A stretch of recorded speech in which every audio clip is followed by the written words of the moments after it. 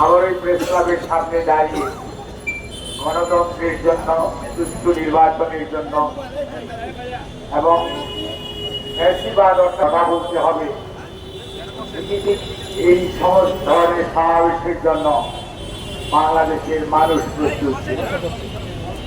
কিন্তু আমরা লক্ষ্য করছি 13 মাস পার হয়ে যাচ্ছে প্রায়।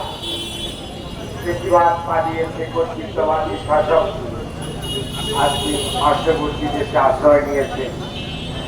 তাদের দোসররা বিভিন্ন নামে বেনামে আজকে কেউ ঝটিকা মিছিল করছে, কেউ মব সন্ত্রাস করছে, অথবা কেউ অন্যায় অত্যাচার হত্যা গুম এর সাথে সম্পৃক্ত থাকার পরেও নিশ্চিন্ত মনে যার যার বাড়িতে অবস্থান করে যার যার ব্যবসা প্রতিষ্ঠান সুন্দরভাবে পরিচালনা করছে। এজন্য কিন্তু 15.5 বছর মানুষ গণতন্ত্রের জন্য লড়াই করে। এজন্য শহীদ সাইদ, আবু সাইদ বা মুগ্ধদের মতো বা ওয়াসিমদের মতো ছেলেরা শহীদ হয় না। এই জন্য এখানকার চৌধুরী আলম অথবা ইলিয়াস আলীরা গুম হয়ে আজকে কোথায় কি অবস্থায় আছে আজও আমরা জানি। কাজে আজকে এই অবস্থায় একটি জিনিস অত্যন্ত স্পষ্টভাবে বর্তমান অন্তর্বর্তীকালীন সরকারের কাছে আমরা বারবার বলেছি, আমরা লক্ষ্য করছি ওনারা কখনো কখনো বেশ সদিচ্ছা নিয়ে তারা চেষ্টা করছেন আগামী মধ্য ফেব্রুয়ারির মধ্যে নির্বাচনের জন্য। আমরা এটাকে সাধুবাদ জানাই। কিন্তু আমরা যখন দেখি যে ফ্যাসিবাদের দোসররা অনেক নামে বেনামে গণতন্ত্রের জন্য রাজপথে ছিল, সেই সমস্ত মানুষগুলোর সাথে একাকার হয়ে যে আবারও বাংলাদেশি জাতীয়তাবাদ, দেশের স্বাধীনতা এবং সার্বভৌমত্বের জন্য হুমকি হিসাবে কাজ করা, বাংলাদেশকে একটি মৌলবাদী রাষ্ট্র হিসাবে বিশ্বের মানচিত্রে তুলে ধরার জন্য কেউ কেউ বিভিন্ন কর্নার থেকে চেষ্টা করছেন, যাতে করে ফ্যাসিবাদের ফিরে আসার পর সুগম হয়। আমাদের এই দেশের মানুষ ধর্মপ্রিয় মানুষ, আমাদের এই দেশের মানুষ অসাম্প্রদায়িক মানুষ, আমাদের এই দেশে দীর্ঘ শত শত বৎসর ধরে হিন্দু, মুসলমান, বৌদ্ধ, খ্রিস্টান, পাহাড়ের মানুষ, সমতলের মানুষ একই সাথে শান্তিপ্রিয় ভাবে বসবাস করছে এবং করে চলেছে। অতি ঐতিহ্য রয়েছে। কিন্তু এখানে কেউ কেউ ধর্মীয় উগ্রতাকে উস্কে দিতে চায়।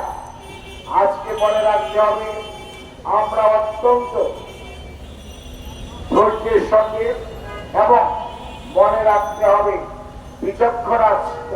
বিচক্ষণতার সাথে পরিস্থিতির মোকাবেলা করতে হবে।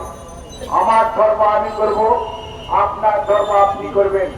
কোন অবস্থাতেই আজকে শেখ হাসিনা পানি ইন্ডিয়াতে আছে, কিন্তু তার যে দোসররা আজকে যে আপনার আমার মাঝখানে ছড়িয়ে আছে, এই কথাটি ভুলে গেলে চলবে না। এবং এই মানুষগুলো খালি সুযোগ খুঁজছে, কখন সুযোগ পাবে এবং স্বৈরাচারের তাদের দোসর। আপনারা যদি খালি বিগত 15 বছর দেখেন তাহলেই হবে না। আপনাদের 86-র কথাও মনে রাখতে হবে, 88-র কথাও মনে রাখতে হবে এবং বাংলাদেশের স্বাধীনতা পরবর্তী প্রতিটি ঘটনার কথা আপনারা যারা মুরব্বী তাদের মনে থাকতে হবে। নতুন জেনারেশন জেদের অনেক জিনিস পড়তে হয়, কিন্তু আপনারা যারা বয়স 50-এর অধিক তাদের নিজের চোখে আপনারা অবলোকন করেছেন দেশের অবস্থা কি ছিল, কখন যে ধরনের রোড করেছে, অর্থাৎ মুখে এক কথা বলেছে, মনে আরেকটা করেছে, কাজের সময় আরেক জিনিস, যাকে ইসলামে বলে মুনাফিকি। এবং এইটি কিন্তু কোন অবস্থাতেই কোন দেশপ্রেমিক মানুষের, ধর্মপ্রাণ মানুষের কাজ হতে পারে না।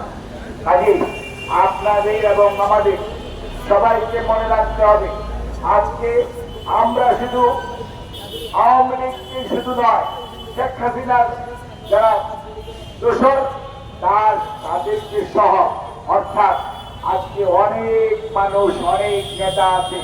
2024-এর নির্বাচনের আগে অনেক কিছু আপনারা দেখেছেন, যারা এই প্ল্যাটফর্মেও ছিল তাদের অনেকেও ভোল পাল্টিয়েছে, কেউ কেউ নতুন দল করেছে এবং স্বৈরাচারের দোষর হয়েছে।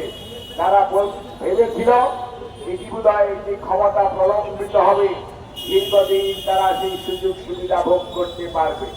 কিন্তু তারা চিন্তা করেছে যা দেশের মানুষের চিন্তার সাথে সেটি মিলে নাই এবং যার পরিসমাপ্তি ঘটেছে 24শে জুলাই এবং 5ই আগস্টে স্বৈরাচারের পরায়ণের ভিতর দিয়ে। কাজেই বন্ধুরা,